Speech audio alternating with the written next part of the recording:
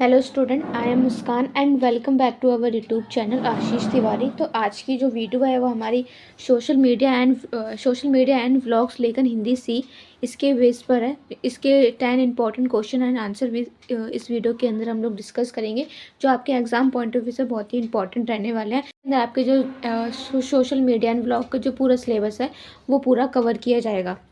ठीक है, ये जो क्वेश्चन है आपके, ये जो प्रीवियस ईयर क्वेश्चन पेपर होते हैं उनके थ्रू उठाया गया है कुछ important topics, and teacher suggestion के थ्रू ये जो 10 क्वेश्चन है आपके, उनके थ्रू ये बनाए गए हैं। ठीक है, तो स्टार्ट करने से पहले बताए थे इसकी अगर पीडीएफ अगर हम बाय करते हैं तो आपको 40 रुपीज़ पर पीडीएफ है, और अगर कॉम्बो में इसको लेते हैं तो 40 रुपीज़ पर पीडीएफ होती है। और अगर आप हमारे चैनल पे फर्स्ट टाइम विजिट कर रहे हैं तो चैनल को सब्सक्राइब कर लीजिए, जिससे आने वाली वीडियोस की अपडेट आपको टाइम टू टाइम मिल सके। चलिए स्टार्ट करते हैं। तो हमारा क्वेश्चन नंबर फर्स्ट है। क्वेश्चन नंबर फर्स्ट के अंदर बताया गया है कि सोशल मीडिया का अर्थ बताते हुए हमें इसको परिभाषित करना है। तो सोशल मीडिया का जो एग्जैक्टली जो मीनिंग है वो सभी को पता है कि सोशल मीडिया के टाइम में अभी इसका एग्जैक्टली क्या मीनिंग है। तो वर्तमान युग की अगर हम बात करें, आधुनिक समय की बात करें, जो इसको हम डिजिटल युग कहा जाता है। इसमें यहाँ पे जो सभी सारे जो काम है वो तकनीकी से मतलब इंटरनेट के थ्रू या तकनीकों के थ्रू किया जाता था। कोई भी पहले के टाइम में वो सारे जो काम है वो ह्यूमंस खुद ही किया करते थे, लेकिन इस टाइम में हम सब लोग मशीन में, कंप्यूटर्स में, इंटरनेट पे, इन सभी चीज़ों पर डिपेंड हो गए हैं। तो ये सभी हमारे जो इंटरनेट है, जो तकनीकी चीज़ें हैं, वो हमारे जीवन का एक अहम हिस्सा बन गई है। इन सब चीज़ों के बिना हम अपने जो रूटीन वाले वर्क हैं वो कुछ भी नहीं कर सकते, क्योंकि हम इन सभी चीज़ों पर भी डिपेंड हैं। मशीन पे, इंटरनेट पे, कंप्यूटर जैसी चीज़ों पर भी इनके ऊपर डिपेंड हो गए हैं। तो यही जो तकनीकी विकास है, इसके साथ ये हमें एक नई चीज़ हमारे जीवन में भी लेकर आई है, जिसे हम बोलते हैं सोशल मीडिया। सोशल मीडिया की लाइक हम बात करें, इसमें ट्विटर, इंस्टाग्राम, स्नैपचैट, ये सारे जो है हमारे सोशल मीडिया अकाउंट है, जिसमें हम सोशली लोगों के थ्रू, अलग अलग लोगों के थ्रू उनके साथ जुड़ जाते हैं। तो उन्हीं को हम सोशल मीडिया प्लेटफॉर्म भी कहते हैं। सोशल मीडिया प्लेटफॉर्म में काफ़ी सारी चीज़ें आती हैं। इसमें आपकी फेसबुक आती है, इंस्टाग्राम, ट्विटर, तो ये सारी जो चीज़ें हैं आपके, ये सोशल मीडिया के अकाउंट है। यूट्यूब, ट्विटर, ये सभी जो है आपके सोशल मीडिया के एक एप्लीकेशन ऐप होते हैं, जिनके थ्रू आप लोगों से जुड़ जाते हो सोशल मीडिया के थ्रू। ठीक है, तो सोशल मीडिया ने हमारी सोच को, हमारी बातचीत और हमारे समाज से जुड़ने के तरीके को पूरी तरह से बदल के रख दिया है। ठीक है, तो सोशल मीडिया का अर्थ क्या है? तो सोशल जो मीडिया है ये दो शब्दों से मिलकर बना है। सोशल मतलब जिसका अर्थ होता है समाज या लोगों से जुड़ना, और मीडिया का मतलब होता है माध्यम है। तो कोई भी ऐसा एक माध्यम जो आपको समाज या लोगों से जोड़ के रखता है, तो उसको हम बोलते हैं सोशल मीडिया प्लेटफॉर्म। तो जिसमें से सोशल मीडिया प्लेटफॉर्म के अंदर आता है इंस्टाग्राम, ट्विटर, ठीक है, यूट्यूब, ये सारे जो है आपके सोशल मीडिया अकाउंट है। तो इस प्रकार से सोशल मीडिया का सीधा हम अर्थ बता सकते हैं कि ऐसा ऑनलाइन माध्यम जो लोगों को एक दूसरे से आपस में उसको जोड़ के रखता है, जहाँ पर वो अपने विचारों के बारे में, अपनी जानकारियाँ, अपनी फ़ोटोज़ वगैरह, अपनी वीडियोज़, अपने अनुभव को दूसरों तक पहुँचाते हैं। ठीक है, तो सोशल मीडिया की परिभाषा, definition of the social media. तो सोशल मीडिया एक ऐसा डिजिटल प्लेटफॉर्म है जो इंटरनेट के माध्यम से उपयोग करता है उनको संवाद के मतलब कम्युनिकेशन के लिए और जानकारी देने के लिए, सामाजिक संपर्क बनाने के लिए एक बहुत ही अच्छी हमें सुविधा प्रदान करता है। ये एक ऐसा इंटरनेट आधारित तकनीक है जिसके अंदर व्यक्ति, समूह या संगठन आपस में ही संपर्क करके अपने विचार, समाचारों के बारे में, चित्रों के बारे में, वीडियोज़ के बारे में, या कोई भी एडिशनल कोई भी उनकी इन्फॉर्मेशन होती है उसको तुरंत वो लोगों तक पहुंचाते हैं। तो ये इसकी एक परिभाषा मतलब दूसरी परिभाषा ये भी है, हम ये भी बोल सकते हैं कि सोशल मीडिया जो है वो वेबसाइट है और एप्लीकेशन है जो हमारे उपयोगकर्ताओं को एक दूसरे के साथ बात करने, संवाद स्थापित करने में, मतलब बात करने के लिए, जानकारियाँ देने के लिए, और सामाजिक नेटवर्किंग की सुविधा भी ये हमें देते हैं, जिसको हम बोलते हैं सोशल मीडिया। तो काफ़ी सारी हमने डेफिनेशन देख लिया सोशल मीडिया क्या है। आई होप आप लोगों को समझ में भी आ गया होगा। अब बात करते हैं सोशल मीडिया के प्रमुख प्रकार क्या हैं। तो सोशल मीडिया के प्रमुख जो टाइप्स हैं वो हैं सोशल नेटवर्किंग राइट्स, इसके अंदर फेसबुक और लिंक्डइन है। लिंक्डइन की बात की है, और वहीं अगर आप बात करेंगे तो माइक्रो ब्लॉगिंग प्लेटफॉर्म के अंदर, जैसे वहाँ पे ट्विटर की बात की गई, ये फॉर एग्जांपल है ट्विटर में मतलब टाइप्स के साथ साथ हम लोग एग्जांपल भी देखते चलेंगे कौन सा प्लेटफॉर्म हमारे किस यूज़ के लिए। तो फ़ोटो और जो वीडियो शेयरिंग राइट्स हैं, जैसे लाइक इंस्टाग्राम पे अपनी फ़ोटोज़, अपने व्यूज़, अपनी स्टोरी शेयर करके हम बताते हैं, ठीक है। और यूट्यूब के थ्रू, स्नैपचैट के थ्रू हम ये सब चीज़ों के थ्रू ही अपने जो वीडियोज़, अपनी फ़ोटोज़ है वो लोगों तक शेयर करते हैं। तो मैसेजिंग एप्लीकेशन जैसे व्हाट्सएप के थ्रू, टेलीग्राम के थ्रू हम मैसेजिंग जो एप्लीकेशन है उसको स्टार्ट करते हैं। और फोरम एंड ब्लॉगिंग प्लेटफॉर्म के through, Quora, Reddit and Medium, इन सभी के थ्रू हम लोग ब्लॉगिंग वगैरह ये सब चीज़ों का यूज़ करते हैं। ठीक है, तो सोशल मीडिया के लाभ अब हम बात करते हैं, एडवांटेज ऑफ सोशल मीडिया। तो दुनिया के किसी भी कोने में आप हमें इससे अपने संपर्क स्थापित किया जाता है। आप कहीं भी किसी मतलब दुनिया में कहीं भी रहते हो, इंडिया में या फिर अदर किसी कंट्री में रहते हो, आप उनसे ईजिली कनेक्ट हो सकते हो। ये हमारे शिक्षा, व्यापार और मनोरंजन के लिए बहुत ज़्यादा यूज़फुल है। जागरूकता फैलाने का एक तेज माध्यम भी है। नए विचार और सूचनाएं ये तुरंत इससे प्राप्त हो जाती हैं। तो युवाओं के लिए आत्म प्रस्तुति और आत्म अभिव्यक्ति का ये एक मंच भी है। अगर हम बात करें सोशल मीडिया की सीमाओं के बारे में, मतलब लिमिटेशन क्या है सोशल मीडिया की, तो लिमिटेशन ये है उसकी कि जो फर्जी समाचार है, जो फेक न्यूज़ है, उसका प्रसार होता है, गोपनीयता की भी हानि होती है और साइबर क्राइम और ट्रोलिंग का खतरा भी बढ़ जाता है। तो मानसिक स्वास्थ्य पर भी नकारात्मक इसका प्रभाव पड़ता है, समय की बर्बादी भी होती है। और मतलब डेली डेली अगर हम इंस्टाग्राम, यूट्यूब, मतलब ये सब चीज़ें डेली बेस हम यूज़ करते हैं। आपको पता है कि इंस्टाग्राम पे कितने ज़्यादा लोग उसको यूज़ करते हैं, तो वहाँ पे उनको रील्स वगैरह देखने की, इन सभी चीज़ों की उन लोगों को लत लगी है, तो एडिक्ट हो जाते हैं हम सोशल मीडिया के थ्रू। के टाइम में आपको पता होगा कि सोशल मीडिया से जो सभी लोग हैं कैसे उनको मतलब सोशल मीडिया के उसमें वो एडिक्ट हो गए उनसे। तो इन सभी चीज़ों का भी खतरा होता है कि लत लग जाने का। हम लोग कोई भी काम करने के लिए हमें पता नहीं होता कि किस टाइम, हमारा कोई टाइम टेबल नहीं होता, बस हम अपने समय की बर्बादी करते हैं और अनयूज़फुली हम उन ऐप्स का यूज़ भी करते हैं। तो निष्कर्ष यही है कि सोशल मीडिया एक शक्तिशाली और प्रभावशाली माध्यम है जो लोगों को जोड़ने, जानकारी साझा करने और वैश्विक स्तर पर संवाद स्थापित करने में भी ये हमारी हेल्प करता है। परंतु इसका उपयोग हमें सावधानी से करना चाहिए, जिम्मेदारी के साथ ही करना चाहिए, तभी ये हमारे लिए यूज़फुल रहेगा। यदि हम सोशल मीडिया का सकारात्मक रूप से और रचनात्मक रूप से उसका इस्तेमाल करेंगे तो ये हमें समाज और व्यक्तिगत विकास के लिए एक वरदान भी साबित हो सकता है। तो सोशल मीडिया को सिर्फ मनोरंजन का साधन ना मानकर आप इसके थ्रू कोई नॉलेज ले सकते हो, जागरूकता फैला सकते हो, सामाजिक सहयोग का भी एक माध्यम भी बनाया जा सकता है इसको। ठीक है, तो हमारा क्वेश्चन नंबर 2 है, ब्लॉग लेखन की जो प्रक्रिया है उसके बारे में बताइए।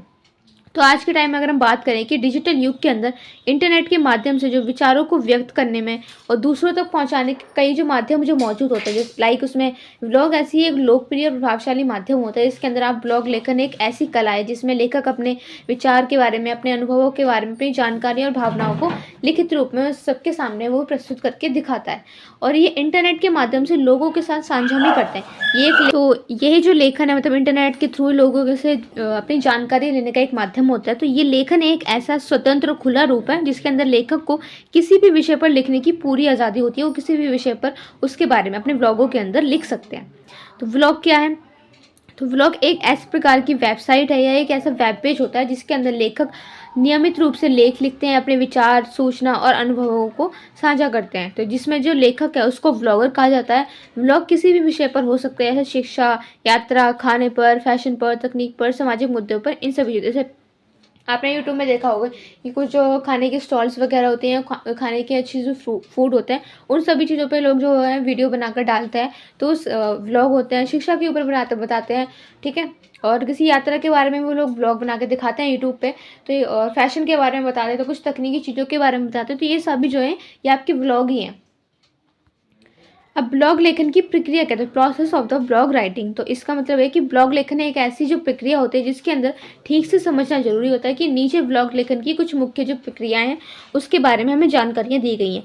सबसे पहले आपको अपना पॉइंट चुनना है कि आपका जो विषय है, आपको ब्लॉग किस चीज़ पर बनाना है। आपको सबसे पहले उस पॉइंट को क्लियर करना है। तो चूजिंग अ टॉपिक सबसे पहला कदम है कि ब्लॉग के लिए उपयुक्त आपको एक विषय चुनना है कि आपको एग्जैक्टली ब्लॉग किस चीज़ पर बनाना है। ये जो विषय है वो ऐसा होना चाहिए कि लेखक को रुचि भी हो और पाठकों के लिए उपयोगी हो। तो विषय आपको, मतलब जो टॉपिक है आपका वो आपको ऐसा सुनना है कि जो लेखक है उसको भी रुचि हो उस पर लिखने के लिए, एंड जो भी उस ब्लॉग को पढ़ेंगे या जो पाठक होते हैं उनको भी ये सब इसको पढ़ने में, उसको सुनने में अच्छा लगे। ठीक है, इंटरेस्टिंग भी लगे। तो ऑनलाइन शिक्षा के फ़ायदे, हम ऐसे ब्लॉग लिख सकते हैं। और सर्दियों में त्वचा की देखभाल, तो ये सभी जो सारे जो ब्लॉग हैं ये काफ़ी इंटरेस्टिंग टॉपिक के हो सकते हैं। शोध और जानकारी एकत्र करना, तो विषय के बारे में गहराई से जानकारी उसको प्राप्त करनी चाहिए और जिससे जो लेख है ना वो एक विश्वसनीय ट्रस्ट भी बनता है। और जिसके साथ साथ आप पुस्तकें, इंटरनेट, न्यूज़ आर्टिकल, विशेषज्ञों की इन सभी चीज़ों से भी अपनी राय ले सकते हो अपने ब्लॉग के लिए। व्लॉग की रूपरेखा बनाना। तो व्लॉग को लिखने से पहले हमें एक बात जो है स्पष्ट है, ढांचा तैयार करना ज़रूरी होता है कि इसमें ये तय किया जाता है कि कौन सी बातें शुरुआत में होगी और मध्य में क्या लिखा जाएगा, तो अंत में कैसे क्या होगा। तो ये सभी चीज़ें हैं, इन सभी चीज़ों को हमें ध्यान में रखना है। व्लॉग लेखन, तो राइटिंग थ्रू व्लॉग, अब क्या चीज़ें लिखते हैं हम, स्टार्टिंग कैसे होती है। सबसे पहले हम इंट्रोडक्शन लिखते हैं, किसी भी टॉपिक के बारे में अगर हम व्लॉग लिखते हैं तो सबसे पहले हम उसका इंट्रोडक्शन लिखते हैं, विषय का संक्षिप्त हम परिचय देते हैं, नॉम, ठीक है, शॉर्ट में उसका परिचय देते हैं। तो मुख्य भाग जो होता है वो हमारी बॉडी में, तो मुख्य भाग हम बॉडी के अंदर ही बताते हैं कि विषय की जो विस्तृत जानकारियाँ होती है, उदाहरण तर्क, ये सभी चीज़ें हम मुख्य भाग के अंदर बताते हैं। निष्कर्ष में हम जो लेख है उसका पूरा सारांश, लेखन का दृष्टिकोण, ये सभी चीज़ों को समझाते हैं। भाषा इसकी सरल, स्पष्ट और पाठक मैत्री भी होनी चाहिए। संपादन सुधार भी होता है, मतलब ब्लॉग लिखने के बाद उसे ध्यानपूर्वक पढ़कर त्रुटियां सुधारनी चाहिए, मतलब जो गलतियां उसको सुधारना चाहिए। लाइक जैसे वर्तनी की गलतियां हो गई, या वाक्य विन्यास की समस्या हो गई, या जानकारी की स्पष्टता हो गई, इससे लेख की जो गुणवत्ता है वो बढ़ जाती है। ठीक है, चित्र और लिंक जोड़ना, तो आप व्लॉग के अंदर संबंधित कुछ चित्र, आप कुछ पिक्चर्स ऐड कर सकते हो, कुछ ग्राफ, वीडियो, इन सभी से जुड़ने वाले अधिक इसको और भी ज़्यादा आकर्षक बनाते हैं। यदि किसी भी स्रोत से जानकारी ली गई है तो उसका भी लिंक दे देना कि हाँ, इस स्रोत से इस लाइन को हमने इस लिंक के थ्रू से इसकी नॉलेज ली है, तो आप इस लिंक को भी मेंशन कर दीजिए, तो इससे भी व्लॉग अच्छा इंप्रेसिव बनता है। व्लॉग को प्रकाशित करना, जब लेख पूरी तरह से तैयार हो जाए तब उसे vlogging platform like WordPress, vlogger या मीडियम पर प्रकाशित कर देना चाहिए। ठीक है, प्रचार और प्रतिक्रिया लेना, तो जब व्लॉग प्रकाशित होने के बाद उसका प्रचार सोशल मीडिया के माध्यम से किया जा सकता है, तो पाठकों की जो प्रतिक्रिया है उसे लेख की प्रभावशीलता का आकलन किया जा सकता है, तो इससे विषय में सुधार भी किया जा सकता है। ठीक है, व्लॉग लेखन के लाभ, तो व्लॉग लेखन के लाभ है कि विचारों को साझा करने में मन, उसके अंदर विचारों को साझा करने का एक मंच होता है, लेखन कौशल का इसके अंदर विकास होता है, दूसरों को जानकारियां देना और उसके प्रति उसको प्रेरित करने का भी एक अवसर होता है इसके अंदर। ऑनलाइन पहचान और कमाई का एक साधन भी होती है, करियर के नए अवसर के द्वारा भी ये मतलब करियर के जो द्वार हैं उनको भी खोलता है। निष्कर्ष ये है कि जो ब्लॉग लेखन है वो केवल एक लेखन नहीं होता है, बल्कि ये एक ऐसा आत्म अभिव्यक्ति ज्ञान होता है जो वितरण और संवाद एक शक्ति उसका माध्यम होता है, जिसकी जो प्रक्रिया है उसको सही ढंग से अगर हम अपनाकर कोई भी व्यक्ति इसको प्रभावशाली और लोकप्रिय व्लॉगर बन सकता है इन सब चीज़ों के थ्रू। तो इसके लिए आपको निरंतर अभ्यास करने की ज़रूरत है, रचनात्मक सोच की ज़रूरत है, और पाठकों को भी रुचि से समझने की ज़रूरत है। तो यदि व्लॉग को ईमानदारी और लगन से इसको लिखा जाए तो ये ना केवल पाठकों को लाभ पहुंचाता है, बल्कि जो लेखक है उसके व्यक्तित्व और करियर को भी ऊंचाइयों तक लेकर जाता है। क्वेश्चन नंबर 3 हमारा, सोशल मीडिया का सामाजिक महत्व क्या है। तो इंट्रोडक्शन है इसका कि आज के टाइम में अगर हम बात करें, जो हमारा जो युग है ना, वो एक डिजिटल क्रांति युग है। इसके अंदर आपको विज्ञान तकनीकी के क्षेत्र में हुए तेज विकास में हमारे जीवन को पूरी तरह से ये बदल कर रख देता है। तो इस बदलाव का सबसे बड़ा जो उदाहरण है वो है सोशल मीडिया। ये एक ऐसा माध्यम है जहाँ लोग केवल आपस में जुड़ते हैं, बल्कि समाज को भी एक अन्य तरीके से इसको प्रभावित भी करते हैं। सोशल मीडिया का जो है सामाजिक महत्व दिन प्रतिदिन बढ़ता भी जा रहा है। ठीक है, तो समाज को भी अन्य तरीके से प्रभावित करता है, जैसे मैंने आपको बताया। तो जो सोशल मीडिया है ना, उसका सामाजिक महत्व दिन प्रतिदिन बढ़ता ही जा रहा है, और ये हमारे जीवन के हर क्षेत्र में अपनी गहराई एक छाप भी छोड़ रहा है। तो सोशल मीडिया का अर्थ क्या है, हमने अभी फर्स्ट क्वेश्चन में ही हमने सोशल मीडिया का पूरा मीनिंग समझा था, एंड इसमें हम अगर इसके महत्व की बात कर रहे हैं तो बेसिकली हम इसके अंदर ये सोशल मीडिया की क्या मीनिंग है उसको समझेंगे। तो दोनों ही पॉइंट्स को आप अगर क्लियर करके चलोगे तो आपको दोनों पॉइंट ही क्लियर हो जाएगा। इसमें ये सोशल मीडिया के बारे में पूछ भी रहा है, साथ में वो उसके महत्व के बारे में भी बता रहा है। तो अगर फर्स्ट क्वेश्चन की तरह आए तब भी वही चीज़ें लिखनी है, एंड इस थर्ड क्वेश्चन की तरह आए तब भी यही, आपको बस इसमें महत्व के बारे में थोड़ा सा आप इंट्रोडक्शन दे दो सोशल मीडिया का, एंड देन उसके महत्व के बारे में बता दीजिए। तो आपका जो क्वेश्चन है वो अच्छा हो जाएगा, फुल मार्क्स मिल जाएंगे आपको उसके। ठीक है, तो सोशल मीडिया एक ऐसा डिजिटल प्लेटफॉर्म है जहाँ पर आपको ऐसा पता है, सोशल मीडिया एक ऐसा प्लेटफॉर्म है जहाँ पर हम लोगों से जुड़ते हैं, एक दूसरे से जुड़ते हैं, समाज के जो लोग हैं उन सभी लोगों से जुड़ जाते हैं, वो भी इंटरनेट के थ्रू। वहाँ पर हम अपनी जानकारियाँ देते हैं, समाचार, अनुभव और अपनी भावनाओं को भी साझा करते हैं। लाइक फेसबुक हो गया, इंस्टाग्राम, व्हाट्सअप, जैसे लाइक फेसबुक पे आप स्टोरियाँ लगाते हो, अपनी पोस्ट करते हो, तो आप बताते हो, जानकारी देते हो। लाइक इंस्टाग्राम भी सेम वैसे ही है, एंड व्हाट्सएप पे मैसेजिंग करते हो, लोगों के थ्रू जुड़ जाते हो। ट्विटर पे भी सेम चीज़ है, यूट्यूब में। ठीक है, तो ये सभी जो है ना, ये आपके प्रमुख उदाहरण है हमारे सोशल मीडिया प्लेटफॉर्म के। अब सोशल मीडिया का सामाजिक महत्व क्या है, तो वो हम कुछ पॉइंटों के थ्रू समझेंगे। फर्स्ट पॉइंट है हमारा, सूचना और जागरूकता का एक माध्यम है सोशल मीडिया। सोशल मीडिया जो है ना, उस पर ताज़ा समाचार आया था, मतलब कोई भी अगर जैसे एग्जैक्टली XYZ कुछ भी हुआ हो, उसकी सबसे पहले न्यूज़ आपकी सोशल मीडिया प्लेटफॉर्म पे आने लगती है। लाइक इंस्टाग्राम हो गया, FB, यूट्यूब, इन सभी चीज़ों पे सबसे पहले न्यूज़ आने लग जाती है कि हाँ यहाँ पर ये हुआ है। ठीक है, तो सोशल मीडिया प्लेटफॉर्म जो है उसमें ताज़ा समाचार आने लग जाते हैं।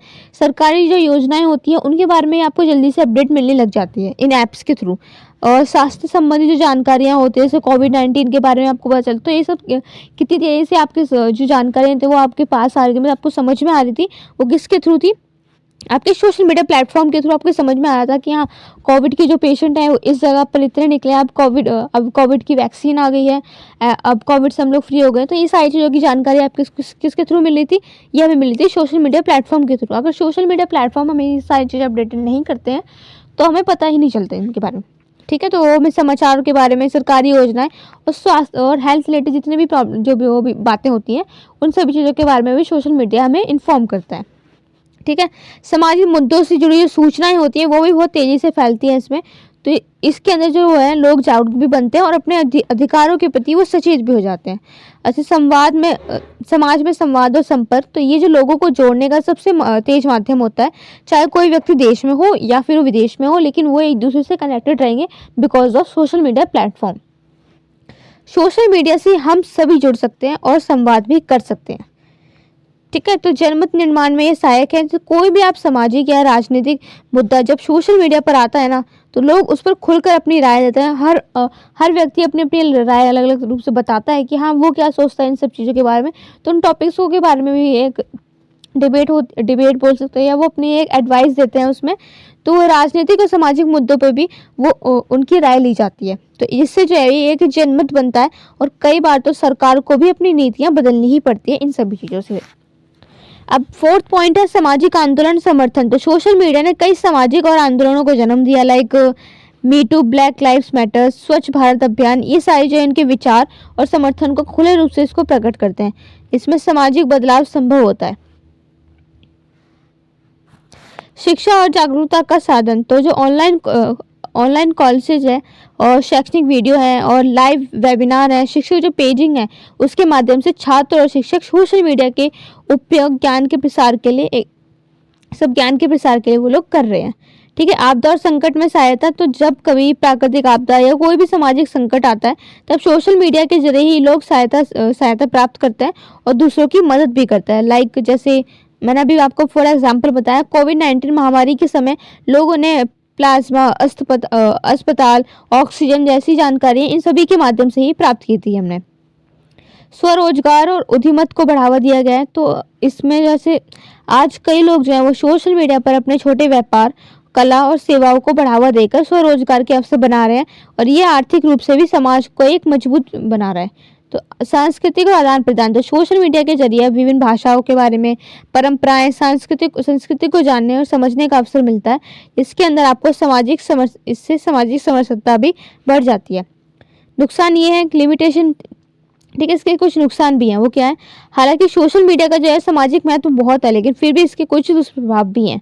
फेक न्यूज़ और अफवाहें जो होती हैं वो बहुत जल्दी इसके अंदर फैलने लग जाती हैं। समाज में नफरत और द्वेष फैलाने का भी इसके अंदर एक खतरा होता है।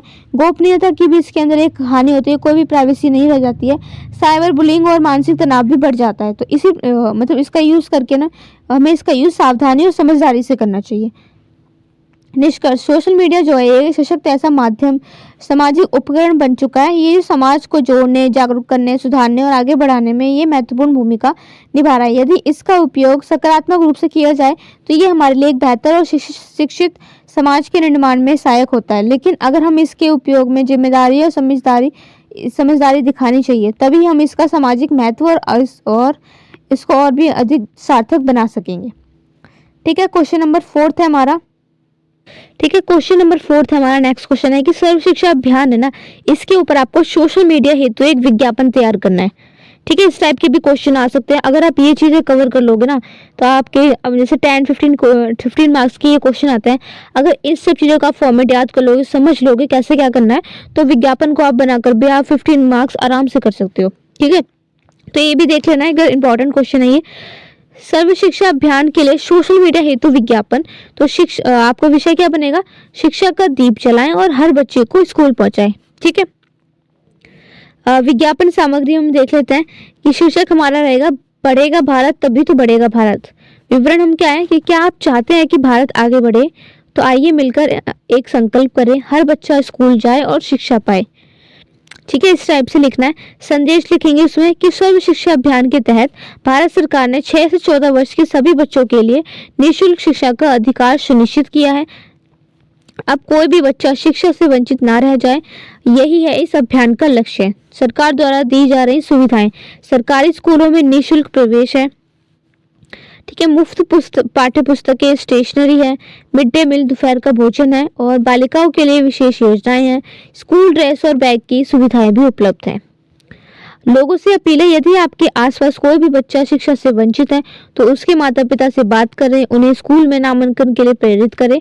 नजदीकी स्कूल या शिक्षा अधिकारियों से भी संपर्क करें। इस पोस्ट को अधिक से अधिक लोगों को साझा करें। संदेश का सार, तो ये एक शिक्षित बच्चा न केवल अपने परिवार को बल्कि पूरे समाज को रोशनी से भर सकता है।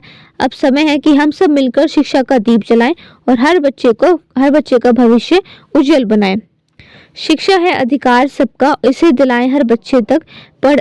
पढ़ाओ बढ़ाओ, यही है सशक्त भारत की राह।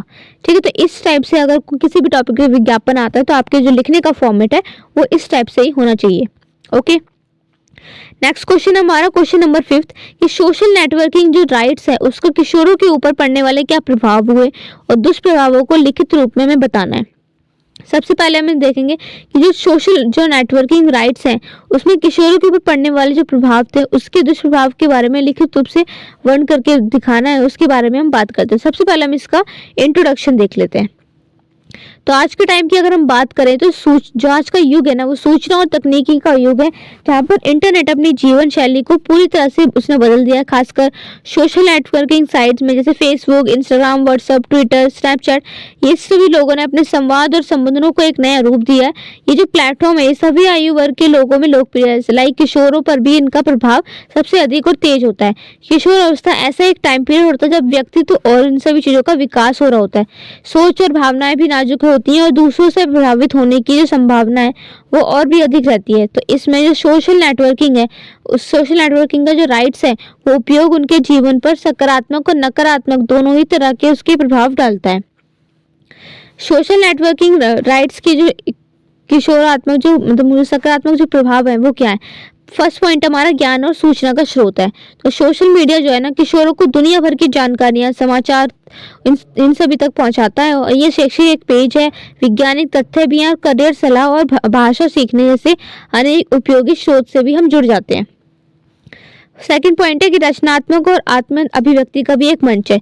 तो कई जो किशोर हैं वो अपने विचार, अपनी कला, अपने लेखन, अपनी फोटोग्राफी, वीडियो के माध्यम से अपनी जो रचनात्मक है उनको सोशल मीडिया पर प्रदर्शित करते हैं। तो उससे इनका भी आत्मविश्वास बढ़ जाता है।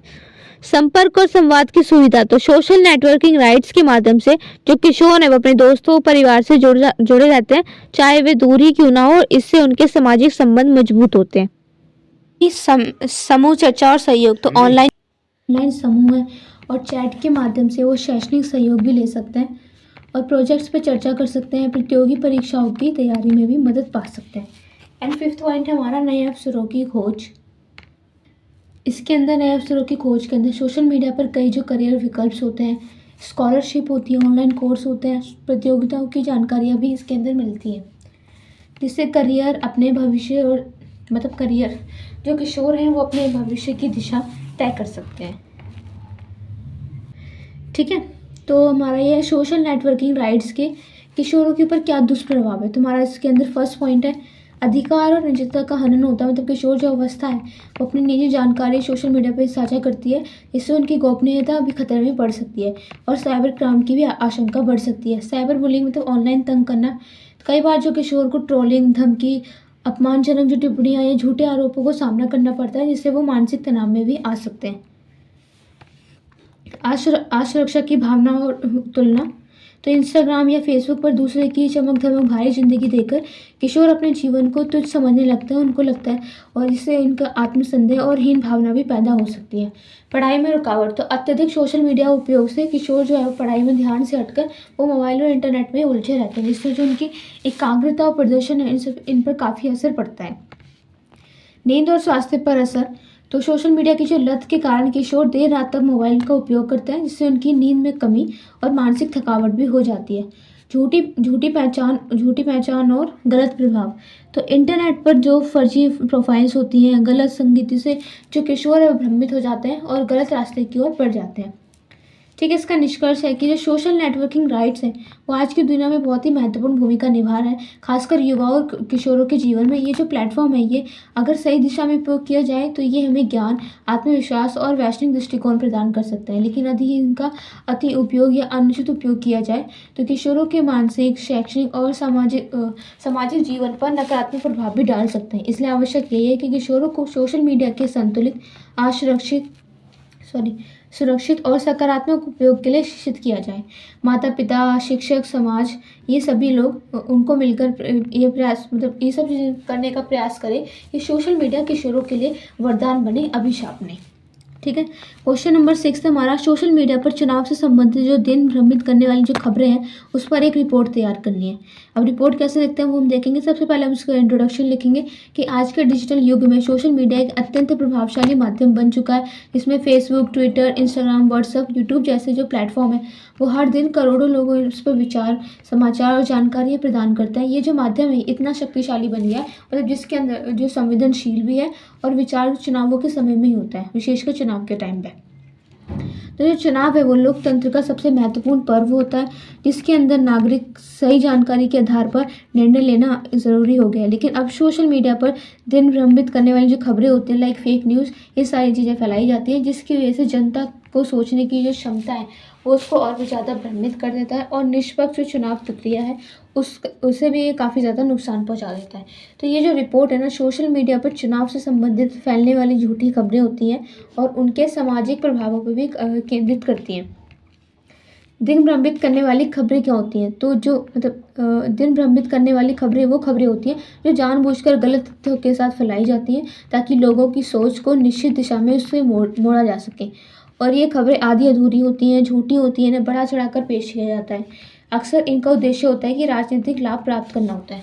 सोशल मीडिया पर चुनाव के समय फैलाई जाने वाली गलत खबरें के उदाहरण, मतलब झूठे सर्वे और मतदाता आंकड़े बताया जाता है। चुनाव से पहले सोशल मीडिया पर नकली चुनाव सर्वे और झूठे आंकड़े से शेयर किए जाते हैं, जिनका कोई भी आधिकारिक स्रोत नहीं होता है। राजनीतिक नेताओं के झूठे बयान, नेताओं के पुराने वीडियो को काट छाट कर नया रूप दे दिया जाता है, जिससे उनके खिलाफ या पक्ष में झूठा प्रचार किया जा सके। फर्जी फोटो और वीडियो, कभी कभी तो हिंसा या भीड़ की झूठी तस्वीरें वायरल की जाती हैं, जिससे उन्हें गलत संदर्भ में दिखाया जाए। मतदान प्रक्रिया से जुड़ी अफवाहें, तो कुछ लोग जो है सोशल मीडिया पर यह फैलाते हैं कि वोटिंग मशीन में गड़बड़ी है या किसी विशेष वर्ग के लोगों ने वोट नहीं गिना जाएगा, तो जिससे जो है वो भ्रम फैल जाता है। फर्जी समाचार और वेबसाइट की पेजें, जो चुनाव के दौरान जो कुछ फर्जी वेबसाइट या सोशल मीडिया जो पेज होते हैं वो बनाए जाते हैं, जो जनता को गुमराह करने वाली खबरें फैलाते हैं। ये दिन भ्रमित खबरों का समाज और लोकतंत्र पर प्रभाव है। जनता में भ्रम और अविश्वास फैलता है, चुनावों की निष्पक्षता पर सवाल उठाया जाता है, समाज में तनाव और विभाजन की स्थिति बनती है, राजनीतिक दलों के बीच कटुता और आरोप प्रत्यारोप बढ़ता है, मतदाता का जो ध्यान है वो असली मुद्दों से बिल्कुल हट जाता है। इन खबरों को रोकने के प्रयास, तो फैक्ट चेकिंग वेबसाइट होती है, alt news, bomb live facility जैसे जो प्लेटफॉर्म है, ये झूठी खबरों की सत्यता जानने में मदद करते हैं। चुनाव आयोग की निगरानी, तो भारत का जो चुनाव आयोग है वो सोशल मीडिया पर नज़र रखता है और गलत जानकारी फैलाने वाले के खिलाफ कार्रवाई भी करता है। आईटीटी अधिनियम के तहत कानूनी कार्रवाई होती है। फेक न्यूज़ फैलाने पर दंडात्मक कार्रवाई की जा सकती है। जग जागरूकता, मतलब जो नागरिक हैं उनको जागरूक बनाना आवश्यक है, क्योंकि वो किसी भी खबर को शेयर करने से उनकी पुष्टि करेंगे, इससे पहले उसकी पुष्टि करेंगे। कोई भी जो खबर है उसको शेयर करने से पहले पुष्टि करनी चाहिए कि ये खबर जो है वो सही है या गलत है। सोशल मीडिया प्लेटफॉर्म की जो भूमिका है, कंपनियां जैसे मेटा, फेसबुक, एक्सेस, ट्विटर, यूट्यूब जैसे जो फेक कंटेंट है उनको हटाने के लिए ऑटोमेटिक सिस्टम और रिपोर्टिंग टूल्स का इस्तेमाल करती है। निष्कर्ष है कि चुनाव किसी भी लोकतंत्र की कोई नींव नहीं होती। अगर उस नींव चुनाव किसी भी लोकतंत्र की नींव होते हैं। अगर उस नींव को झूठी खबरों से हिलाया जाए या पूरे देश के भविष्य पर इसका प्रश्न चिन्ह लगाया जाए, तो सोशल मीडिया एक ऐसा ताकतवर मंच है, लेकिन उसकी जो ताकत है उसका दुरुपयोग ना किया जाए। ये सुनिश्चित करना कि हम सभी की जिम्मेदारी, कोई भी फेक न्यूज़ नहीं फैलानी चाहिए। हर नागरिक को चाहिए कि वह सोच समझकर सूचनाओं का विश्लेषण करे, लेकिन स्रोतों की जो पुष्टि करे और अफवाहों से बचकर सच को पहचाने। एक जिम्मेदार नागरिक बनकर हमें अपने लोकतंत्र की गरिमा को बनाए रखना है। नेक्स्ट क्वेश्चन है हमारा क्वेश्चन नंबर 7। निजी ब्लॉग तैयार करते समय किन बातों का ध्यान रखना चाहिए, किन बातों का ध्यान रखना आवश्यक है, इसके बारे में हम समझेंगे। तो आज के टाइम की अगर हम बात करें तो ये डिजिटल युग में हर व्यक्ति अपने विचार, अपने अनुभव, अपने जो ज्ञान है और रचनात्मक जो दुनिया के सामने इसको साझा करता है। और निजी जो व्लॉग है उसके अंदर एक बेहतरीन माध्यम है। एक निजी व्लॉग वो स्थान होता है जहाँ पर कोई भी व्यक्ति अपनी रुचि, सोच, अनुभव और जानकारियों को एक लेख के रूप में प्रस्तुत करता है। लेकिन एक सफल और प्रभावशाली व्लॉग बनाने के लिए केवल लेखन हमारे लिए प्रयुक्त नहीं है, मतलब ये सिर्फ इनफ नहीं है, बल्कि इसके लिए हमारी कुछ जो महत्वपूर्ण बातें उनको ध्यान में रखना आवश्यक है। ये जो लेख है ये उन्हीं बातों को विस्तार से उसके बारे में पता होना चाहिए, जिसका ध्यान रखना एक निजी व्लॉग तैयार करने के लिए बहुत ज़रूरी है। तो हम देखेंगे निजी जो व्लॉग है उसको कैसे तैयार किया जाता है। सबसे पहले आपको विषय चुनना है, सेलेक्ट द टॉपिक। व्लॉग की जो सफलता का पहला और सबसे महत्वपूर्ण कदम होता है कि सही विषय का चयन करना है। विषय ऐसा होना चाहिए आपके पास जिसमें आपकी रुचि भी हो और जिस पर आपकी जो पकड़ और जानकारी भी आपको इससे अच्छी होनी चाहिए और पाठकों के लिए उपयोगी हो और रोचक हो। उदाहरण के तौर पे आप यात्रा, खाना, शिक्षा, तकनीक, फैशन, मोटिवेशन, व्यक्तिगत अनुभव, स्वास्थ्य, इन सभी चीज़ों पर भी लिख सकते हो। लक्षित पाठक वर्ग की पहचान। तो आपका जो व्लॉग है वो किन लोगों के लिए है ये तय करना बहुत ज़रूरी होता है। यदि आप छात्रों के लिए लिख रहे हैं तो भाषा सरल और जानकारीपूर्ण होनी चाहिए। यदि आप तकनीकी विषयों पर लिखते हैं तो भाषा थोड़ी तकनीकी लेकिन स्पष्ट होनी चाहिए। पाठकों की जो आयु है वो रुचि और ज़रूरतों के अनुसार उसकी सामग्री हमें तैयार करनी चाहिए। स्पष्ट और प्रभावी जो लेखन शैली है, मतलब भाषा सरल, स्पष्ट और व्याकरण सही होनी चाहिए। लंबी बातों की बजाय हमें शॉर्ट में उसको कवर करके सीधा उसकी बात को स्पष्ट करना चाहिए। पैराग्राफ छोटे रखने चाहिए। उपशेष का और जो बुलेट पॉइंट्स हो उनका यूज़ करना चाहिए। जहाँ आवश्यक हो वहीं पर हमें उदाहरण देना, उसके अलावा हमें कहीं भी अलग से उदाहरण देने की जरूरत नहीं होनी चाहिए। नियमितता और निरंतरता में, तो व्लॉग जो है वो लेख नियमित रूप से प्रकाशित करें। इससे जो पाठक का भरोसा और भी ज़्यादा बनेगा और वो बार बार आपके व्लॉग पर ही आते रहेंगे। यदि व्लॉग कई महीनों तक निष्क्रिय रहता है तो पाठकों की रुचि उसमें कम हो जाती है, फिर वो वहाँ से चले जाते हैं। मौलिकता, यदि आपका कंटेंट पूरी तरह से मौलिक और स्वयं का होना चाहिए। कॉपी पेस्ट किया गया जो लेख है वो पाठकों की नज़र में उसकी विश्वसनीयता को हटाता है और गूगल जैसे सर्च इंजन से भी इस व्लॉग को रैंक नहीं करते हैं। SEO, सर्च इंजन ऑप्टिमाइजेशन का ध्यान रखें। यदि आप चाहते हैं कि आपका जो व्लॉग है अधिक लोगों के पास पहुंचे तो आपको कुछ SEO की तकनीकों के प्रयोग, मतलब उसका जो यूज़ करना चाहिए। लाइक उचित कीवर्ड का चयन करना चाहिए, आकर्षक शीर्षक होना चाहिए, आपका मेटा विवरण होना चाहिए, लिंकिंग होना चाहिए आंतरिक और बाहरी, इमेज में ऑल टैग्स देना चाहिए। आकर्षक डिज़ाइन और यूज़र इंटरफेस के अंदर, मतलब व्लॉग का जो डिज़ाइन है वो आकर्षक, सरल और मोबाइल फ्रेंडली होना चाहिए। साफ़ सुथरी लेआउट होना चाहिए। फर्स्ट ऑफ ऑल तेज़ लाउडिंग स्पीड होनी चाहिए और जो स्पष्ट नेविगेशन मेन्यू होना चाहिए। पाठकों के लिए कमेंट करने और फीडबैक देने की भी सुविधा होनी चाहिए। चित्र, वीडियो और मीडिया का उपयोग, तो केवल टेक्स्ट से व्लॉग बोरिंग हो सकता है, लेकिन इसलिए अच्छी गुणवत्ता वाले चित्र लगाइए। चार्ट, वीडियो और इंफोग्राफिक, इन सभी चीज़ों का हम यूज़ कर सकते हैं और जानकारियाँ और भी अधिक प्रभावशाली बनती हैं इन सब के थ्रू। पाठकों से संवाद बना के रखना चाहिए। जो पाठक है उसके कमेंट्स का उत्तर देना चाहिए। उनके जो सुझाव है उसका भी आपको वेलकम करना चाहिए। एंड सोशल मीडिया के जरिए व्लॉग को साझा करें। इसके साथ एक स्थायी पाठक वर्ग भी बन जाता है। भाषा और अभिव्यक्ति की शुद्धता, तो भाषा शुद्ध होनी चाहिए और विचारों की जो अभिव्यक्ति है ना वो बिल्कुल स्पष्ट होनी चाहिए कि व्याकरण और वर्तनी की जो गलतियाँ हैं वो उसके अंदर बिल्कुल नहीं होनी चाहिए। इससे जो व्लॉग की जो विश्वसनीयता बढ़ती है। निष्कर्ष है कि निजी व्लॉग बनाना और उसे प्रभावशाली रूप से प्रस्तुत करना एक रचनात्मक लेखन सीखने वाली प्रक्रिया है, जिसमें यदि हम सोच, नियमितता और पाठकों की आवश्यकताओं को ध्यान में रखकर व्लॉग तैयार किया जाए तो वो न केवल लोकप्रिय बनता है बल्कि जो लेखक है उसकी पहचान को भी स्थापित करता है।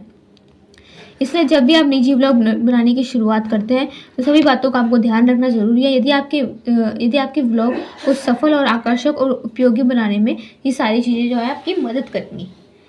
क्वेश्चन नंबर 8 है हमारा कि सोशल मीडिया पर खेले जाने वाले खेलों पर आप अपना एक आलेख तैयार करना है। परिचय।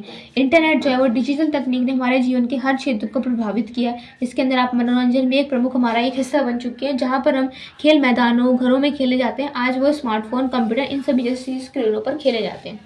तो सोशल मीडिया प्लेटफॉर्म जैसे फेसबुक, इंस्टाग्राम, स्नैपचैट, यूट्यूब, इन सभी चीज़ों पर आजकल ऑनलाइन गेम्स का चालन बढ़ भी रहा है। तो इन खेलों ने न केवल मनोरंजन का नया साधन दिया था, बल्कि लोगों के व्यवहार, सोच और समय प्रबंधन को भी इसने प्रभावित किया था। सोशल मीडिया पर खेले जाने वाले कौन से खेल हैं? तो सोशल मीडिया पर खेले जाने वाले वो खेल होते हैं जिन्हें हम सीधे सोशल मीडिया या वेबसाइट के माध्यम से खेल सकते हैं। जैसे गेम आमतौर पर हल्के, तेज और इंटरेक्टिव होते हैं, लेकिन उनका उद्देश्य होता है मनोरंजन, प्रतिस्पर्धा और दोस्तों के साथ जुड़ाव में रहना, मतलब उसके साथ जुड़े रहना। फेसबुक गेम कौन से होते हैं? कैंडी क्रश हो गया, फैमिलीज हो गया, 8 बॉल पोल हो गई। और इंस्टाग्राम होता है किड्स पोल्स, ट्रेंडिंग चैलेंज, ये सभी चीज़। और स्पेलिश लेंसेज गेम होते हैं। व्हाट्सएप पर भेजे जाने वाले पजल्स और प्रश्नोत्तरी, ये सारे इसके व्हाट्सएप के गेम होते हैं। तो इन खेलों को ये लोकप्रिय कई लोकप्रिय प्रकार हैं। कैजुअल जो गेम होते हैं वो सरल और मनोरंजक होते हैं, जैसे candy crush, ludo, bubble shooter, ये सारे जो है इंटरेस्टिंग गेम है। ब्रेन गेम्स और केस मतलब तर्क सामान्य जो ज्ञान गणना पर आधारित होती हैं। व्हाट्सएप, इंस्टाग्राम या फेसबुक स्टोरीज के माध्यम से ये सारे जो गेम है वो खेले जाते हैं। चैलेंज आधारित जो खेल होते हैं like 10 year challenge, gas the song, emoji puzzle, ये सारे जो है वे आपको चैलेंज वाले सॉन्ग्स होते हैं। इसमें ये जो सोशल मीडिया पर काफ़ी ज़्यादा वायरल भी हो जाते हैं। मल्टीप्लेयर गेम्स के अंदर दोस्तों के साथ आप लाइव खेलने वाले हो, जैसे चेस, लूडो किंग या पबजी जैसे। हालांकि ये अलग ऐप से चलते हैं, पर सोशल मीडिया के ज़रिए ये लोगों से जुड़ जाते हैं।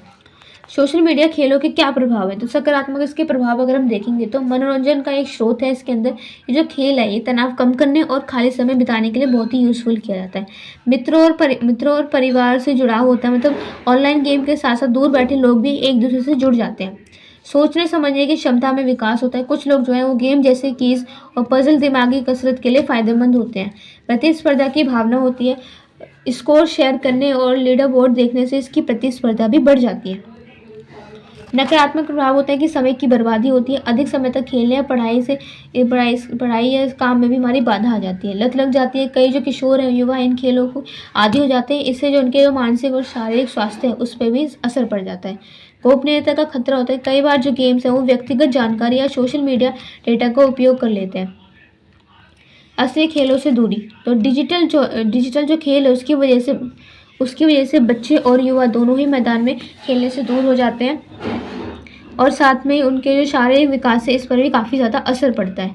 निष्कर्ष कि सोशल मीडिया पर खेले जाने वाले जो खेल हैं वो आज की युवा पीढ़ी के जीवन का एक हिस्सा बन चुके हैं। जो खेल यहाँ पे एक मनोरंजन और मानसिक विकास को साधन बनाते हैं, वहीं दूसरी ओर यदि इनका संतुलित उपयोग ना किया जाए ये तो हमें इनकी लत भी लग सकती है, जो हमारे लिए यूज़फुल नहीं होते हैं। ठीक है, तो आवश्यक है जागरूकता की कि इन खेलों का जो आनंद लिया जाए, लेकिन समय, शिक्षा और कार्य स्वास्थ्य को प्राथमिकता देते हुए। मतलब बिल्कुल ही आपको इस गेमों की या फिर किसी भी कोई ऐप है उन सब की आपको लत नहीं लगानी है। एक लिमिटेशन में आपको उन सभी ऐप का यूज़ करना चाहिए। अच्छी बात है, ये हमारे लिए यूज़फुल भी होते हैं, लेकिन एक लिमिट में अगर आप इनका यूज़ करते हैं तभी ये हमारे लिए यूज़फुल होते हैं, वरना ये हमें नुकसान भी पहुँचा सकते हैं। ठीक है, तो हमें ये सीखना होगा कि डिजिटल मनोरंजन के साथ साथ संतुलन बनाए रखना ही हमारी सबसे बड़ी जीवन शैली की एक कुंजी बन गया है। क्वेश्चन नंबर 9 है जिसमें हमें ये इसके 4 टॉपिक्स को कवर करना है। ट्विटर, विकिपीडिया, ब्लॉग का महत्व, इंस्टाग्राम, ये सभी। ठीक है, तो इनको देख लेते हैं। ट्विटर।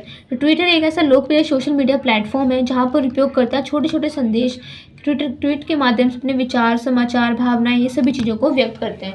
ये जो मंच है ना, ये राजनेताओं, पत्रकारों और सेलिब्रिटीज़ और आम जनताओं के बीच होते संवाद का साधन बन गया है। तो चुनाव जो है वो सामाजिक आंदोलन और वैश्विक घटनाओं पर ही प्रतिक्रिया देने के लिए ट्विटर एक प्रभावशाली उपकरण के रूप में सामने आया। हाल के कुछ वर्षों में ये एक जनमत निर्माण और सूचना प्रसार का एक तेज माध्यम भी बन चुका है ट्विटर। विकिपीडिया की बात करें तो विकिपीडिया ऐसा मुफ्त ज्ञान कोश है जहाँ पर विश्व के लाखों स्वयंसेवक मिलकर सामग्री का निर्माण करते हैं और संपादन करके देते हैं। ये जो लगभग हर विषय पर जानकारी हमें उपलब्ध कराता है। यहाँ पे कई भाषाओं में शिक्षार्थी, शोधकर्ता, आम पाठकों के लिए उपयोगी और एक सहज स्रोत बन गया है। तो ये जो सामग्री है उपयोगकर्ता द्वारा संपादित की जाती है, फिर भी ये शैक्षिक और जानकारीपूर्ण उद्देश्य के लिए विश्वसनीय भी माना जाता है। ब्लॉग का महत्व, तो ब्लॉग जो है वो इंटरनेट पे व्यक्तिगत और विषय विशेष लेखन का एक सशक्त माध्यम है। ये जो लेख को अपनी रुचि, अनुभव और विशेषज्ञता और रचनात्मक दुनिया के सामने प्रस्तुत करने का एक अवसर देता है। ब्लॉग शिक्षा, समाचार, यात्रा, तकनीक, जीवन शैली, स्वास्थ्य आदि इन सभी के विषयों पर होते हैं। ब्लॉग न केवल स्वतंत्र अभिव्यक्ति का माध्यम है, बल्कि ये करियर और रोजगार को का जरिया भी बन चुका है। तो डिजिटल पत्रकारिता और कंटेंट मार्केटिंग में भी ब्लॉग की भूमिका बहुत महत्वपूर्ण हो गई है। ठीक है, अब बात करते हैं इंस्टाग्राम। तो इंस्टाग्राम एक ऐसी छवि वीडियो आधारित सोशल मीडिया प्लेटफॉर्म है जो विशेष रूप से युवाओं के बीच अत्यधिक लोकप्रिय है, और इसमें जो लोग हैं वो फोटो, रील्स और सोशल मीडिया लाइव वीडियो से साझा करते हैं। तो इंस्टाग्राम पे ब्रांड प्रमोशन होता है, फैशन, कला, ट्रेवल, फिटनेस, इन सभी से जो कंटेंट होते हैं इन पे ज़्यादा देखा जाता है। तो आज ये जो केवल मनोरंजन का साधन नहीं है, बल्कि हमारे डिजिटल मार्केटिंग, इन्फ्लुएंसर और संस्कृति का प्रमुख एक केंद्र भी बन गया है। ठीक है, तो हमारे ये इंपॉर्टेंट क्वेश्चन है, ये कंप्लीट हो चुका है, और बहुत ही अच्छा सब्जेक्ट है, ये सोशल मीडिया के ऊपर है। इसके बारे में आपको जानकारियाँ भी बहुत होंगी, तो इसलिए आप अपने जो एग्ज़ाम में इसमें आप बेस्ट अपना करके आ सकते हो। अच्छे मार्क्स आप इसके अंदर गेन कर सकते हो, क्योंकि इन सभी चीज़ों के बारे में आपको अच्छे से पता है। ठीक है, आपका फिर भी कोई डाउट हो तो आप कमेंट सेक्शन बॉक्स में पढ़ सकते हैं। और इस सारे जो इंपॉर्टेंट क्वेश्चन आपको बताए गए हैं, इनको अच्छे से कवर करके जाइएगा। आपके जो सारे जो टॉपिक्स हैं सोशल मीडिया के सिलेबस के, वो सारे आपको इसके अंदर कवर हो चुके हैं। ठीक है, तो सारे जो एग्ज़ाम में जाने से पहले इनको कवर करके जाइएगा। अब मिलते हैं हमारी नेक्स्ट वीडियो में। ठीक है, थैंक यू फॉर वॉचिंग।